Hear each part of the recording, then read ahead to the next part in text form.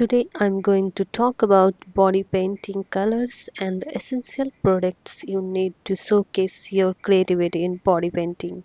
First, we have this oil-based body painting palette. As you can see, there's a variety of vibrant colors. Before applying paint, it's important to protect your skin using moisturizer and primer. Once you are ready, let's begin with creating a heart shape using green and blue color. The paint is coming off easily. To lock it in place, apply loose powder. This will help the colors to set better. Intensity of the color paint has reduced. We will put an eyeshadow colors to darken it. Next, let's talk about water-based body paint.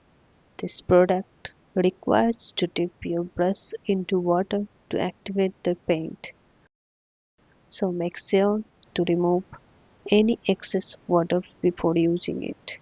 After applying the paint, let it dry. Happy with the result, you can leave it as it is or you can apply eyeshadow on top of. Finally, we have cream based body paint. These are the basics for creating body art. I hope this helps you in your body painting journey. Thank you.